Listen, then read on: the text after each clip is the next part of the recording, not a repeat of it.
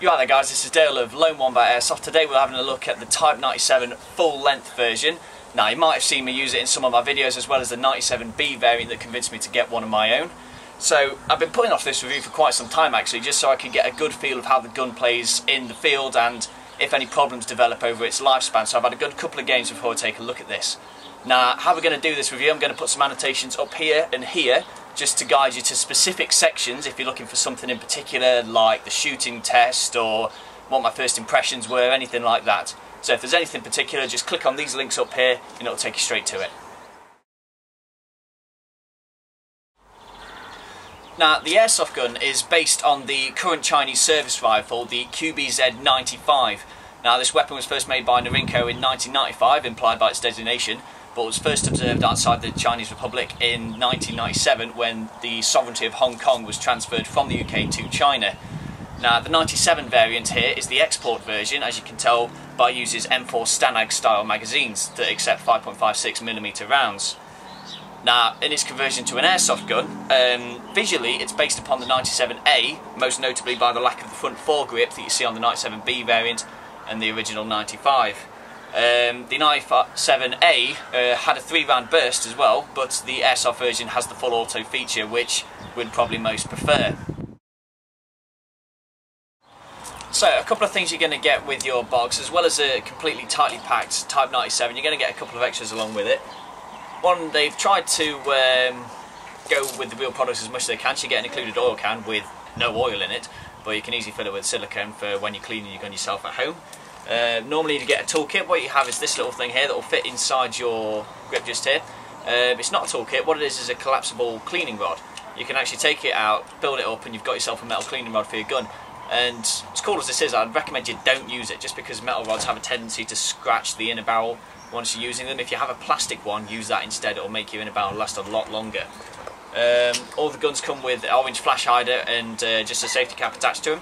Easy enough to pull off. The grub screw in the flash hider was in so tight we had to break it in order to get it off though, so not particularly a big fan of that, but you get the metal flash hider included as well, which is easily screwed on and stays in place all the time. You also get a oldie school supposed speed loader. Never seen or used one of these before, but it goes with your mid-cap magazine, which you get as well.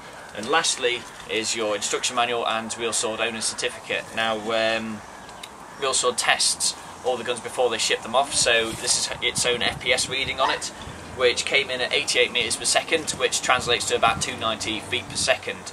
Pretty cool feature that they do this themselves, but just because this is we're going to do it ourselves as well, just to make sure it all matches up for you. Now, just by holding this gun, you get a real sense of quality. This is a heavy-duty polycarbonate plastic on it, and it's probably the exact same material used on the real steel rifle. Now, some quick features of the gun. Because this is a bullpup rifle, the magazine is located behind the trigger hand, and supposedly there's some infamous ergonomic issues with the rifle, especially for right-handed users, mainly because the fire selector is back here on the left side and the mag release is down here on the right. Now I've seen some right-handed shooters, when they go to change with the mag, they put their left hand over or left hand under or try and clip around that. Probably not the best way to do it. I think the philosophy was, if you're out of ammo you can't pull the trigger anyway, so you can take your trigger hand off, out goes the mag, in goes the new one, away you go. To access the hop-up unit, if you pull back on the charging handle here, this just pulls back just enough so you can access the hop-up wheel down here. It's a very good hop-up system on this, very easy to adjust. It's not particularly fiddly or oversensitive. It does the job and it does it quite well. So in terms of accessing your internals on the gun, there are only 2 body pins you really need to worry about.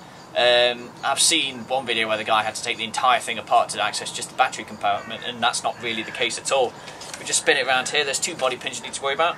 This one here just behind the grip and trigger, and this one here just behind the fire selector. Now if you pop this one out, this entire foregrip section is going to lift forward and out, and that's where your battery space is. Now it's a little bit fiddly in order to get it in, but I've managed to run this gun on a 7.4 volt LiPo twin stick type. Just when you're putting this handguard back on, there's the extender from the gearbox back here that the trigger connects to. Just make sure that you're pulling that trigger on and off as you're putting this handguard back on, just to make sure it connects, because sometimes you can get it where the trigger hasn't actually connected to that bit, so when you pull it nothing happens. So just make sure you're being very careful when you're putting the battery in. There may be room for a tiny lipo in the grip just here. I haven't had one on hand, so I haven't been able to test it myself, so please don't take my word for it. But so to access the back of your gun, just pop this pin out just here. Now, it's worth noting this doesn't pull out all the way, it's supposed to stay on this here, so don't yank on it, you might break it. And if you pull your charging handle back, this back end, by gripping the buttstock, just lifts off the back here, and now you have access to your gearbox. Now, a pretty cool feature back here that you can use every single game is this little nub here. Once you're done for the day, if you just press it here, it'll wind down the spring, taking all the tension out of it, so it's going to make your gearbox last a lot longer. So, really important that as soon as you're done for the day, just whip the back end off, depress this little button here, and it's going to make sure your gearbox lasts a lot longer than it should do. So, as I said earlier, RealSword tests all their guns before they set them off for FPS, and on the certificate included in the box in this one, this marked a 289 FPS reading with a .20 BB. Now, just to confirm this, we went and did our own FPS test at Matlock Combat Games. The results were taken with a 0.25, so you've got to add a little bit onto it, but we can show that to you now just to see if it matches up.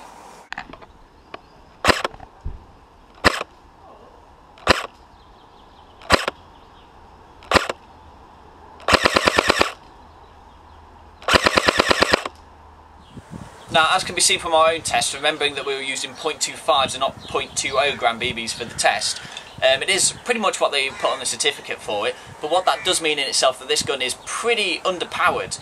Now, it's still going to get the range because of the hop-up unit. What that means, though, is your BBs are going to take a long time at a long distance to reach their target. There has been cases where, when an enemy has sighted me and I'm shooting him down, he can see the BBs coming and has time to duck back into cover. So if you do get this platform, I highly recommend you put in a higher FPS spring as soon as possible. It doesn't increase your range and it doesn't affect your accuracy, but what it does do is makes the BBs get to your target faster, so there's less time for your enemy to duck back into cover. Now, as well as an FPS reading, when we were last at Matlock Combat Games, we also managed to get in a good shooting test for this gun as well. So the test was taken at 30 metres with a .205 BB, but bearing in mind, because this is an Epic Airsoft HD, we don't have a giant vise to keep the gun steady. I was lying prone when I was taking the shots, so trying to eliminate as much body wobble as I can, but please take a little bit of human error and a little bit of wind into factor with these results.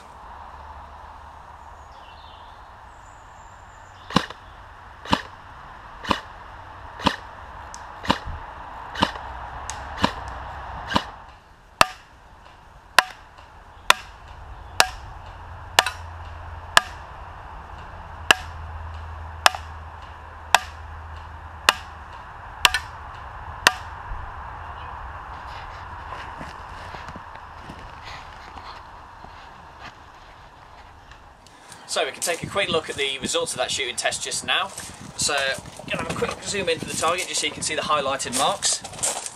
So if we just have a gander here, you can see that the majority of the shots have hit their target in the centre rings. Some scoring dead centre shots. There's only 1 or 2 flyers off in the bottom and right left, but 9 out of 10 times you're going to hit a man-sized target at your average engagement distance. Now, in my experience, the best style to play with this rifle is to be on or around the front lines, maybe a little bit behind them, because you can outrange most AEG players with this rifle.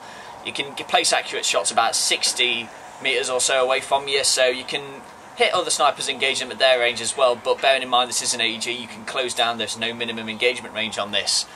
Now, for close range stuff, CQB, I wouldn't recommend this particular platform, just because even though this is a shorter gun, considering how long the barrel is, it's still not particularly CQB orientated, it's still quite long.